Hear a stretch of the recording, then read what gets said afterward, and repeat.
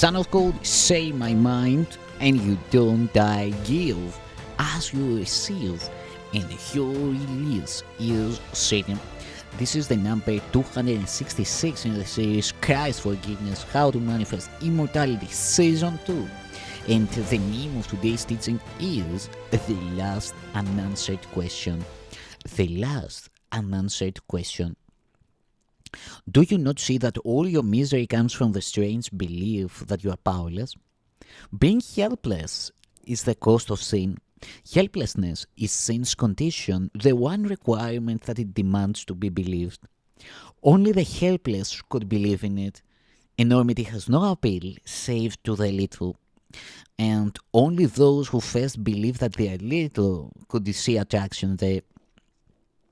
Treachery to the Son of God is the defense of those who do not identify with Him. And you are for Him or against Him. Either you love Him or attack Him, protect His purity or see Him shattered and slain by your attack. No one believes the Son of God is powerless, and those who see themselves as helpless must believe that they are not the Son of God. What can they be except His enemy? And what can they do but envy Him His power, and by their envy make themselves afraid of it? These are the dark ones, silent and afraid, alone and not communicating, fearful the power of the Son of God will strike them dead. The power of the Son of God will strike them dead, and raising up their helplessness against Him. They join the army of the powerless to wage their war of vengeance, bitterness, and spite on Him to make Him one with them. Because they do not know what they are, because they do not know that they are one with Him, they know not whom they hate. They are indeed a sorry army, each one as likely to attack his brother or turn upon himself as to remember that they thought they had a common cause. Frantic and loud and strong the dark ones seem to be, yet they know not their enemy except they hate him. In hatred they have come together, but have not joined each other. For had they done so, hatred would be impossible. The army of the powerless must be disbanded in the presence of strength. Those who are strong are never treacherous because they have no need to dream of power and to act out their dreams. How would an army act in dreams? Any way at all. It could be seen attacking anyone with anything. Dreams have no reason in them. A flower turns into a poisoned spear, a child becomes a giant, and a mouse roars like a lion. And love is trained to hate us easily. This is no army, but a madhouse. What seems to be a planned attack is bedlam. The army of the powerless is weak indeed. It has no weapons and it has no enemy. Yes, it can overrun the world and seek an enemy, but it can never find what is not there. Yes, it can dream it found an enemy, but this will shift even as it attacks, so that it runs at once to fight another and never comes to rest in victory. And as it runs against itself, thinking it caught a glimpse of the great enemy who always eludes its murderous attack by turning into something else. How treacherous does this enemy appear who changes so it is impossible even to recognize him? Yet hate must have a target. There can be no faith in sin without an enemy. Who that believes in sin would dare believe he has no enemy? Could he admit that no one made him powerless? Reason would surely bid him seek no longer what is not there to find. Yet first he must be willing to perceive a world where it is not. It is not necessary that he understand how he can see it, nor should he try. For if he focuses on what he cannot understand, he will but emphasize his helplessness and let sin tell him that his enemy must be himself. but let him only ask himself these questions, which he must decide to have it done for him. Do I desire a world I rule instead of one that rules me? Do I desire a world where I'm powerful instead of helpless? Do I desire a world in which I have no enemies and cannot sin? And do I want to see what I denied because it is the truth? You may already have answered the first three questions, but not yet the last. For this one still seems fearful and unlike the others, yet reason would assure you they are all the same.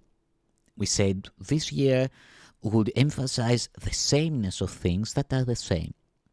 This final question, which is indeed the last you need decide, still seems to hold the thread the rest have lost for you. And this imagined difference attests to your belief that truth may be the enemy you yet may find.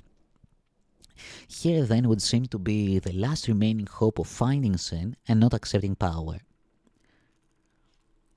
Forgetting not that the choice of sin or truth, helplessness or power is the choice of whether to attack or heal. For healing comes of power and attack of helplessness. Whom you attack, you cannot want to heal, and whom you would have healed must be the one you chose to be protected from attack. And what is this decision but the choice whether to see him through the body's eyes or let him be revealed to you through vision?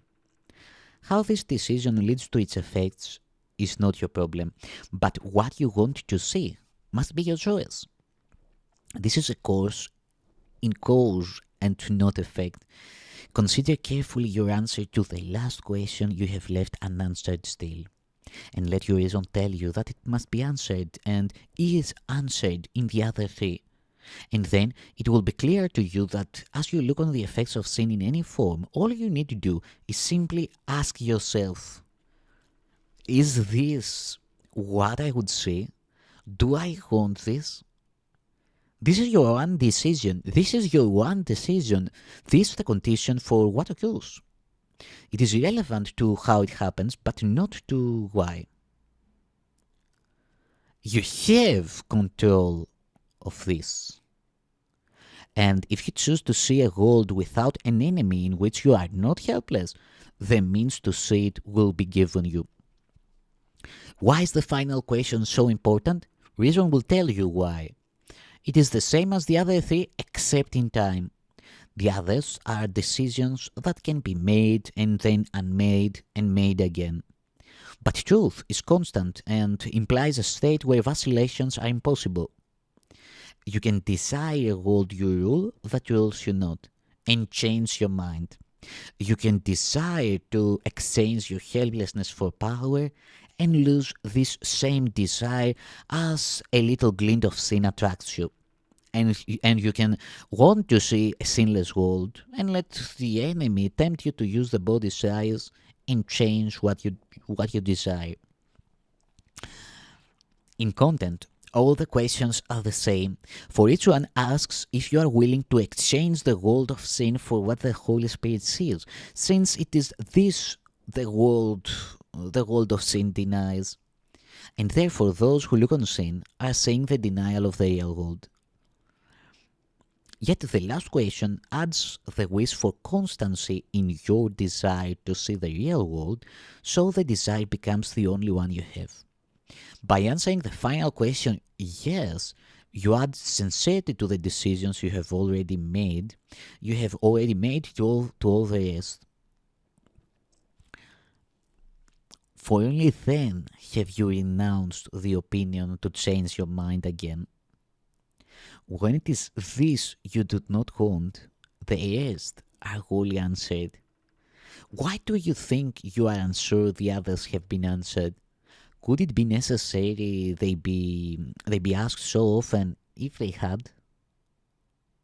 Until the last decision has been made, the answer is both yes and no, for you have answered yes without perceiving that yes must be not to know.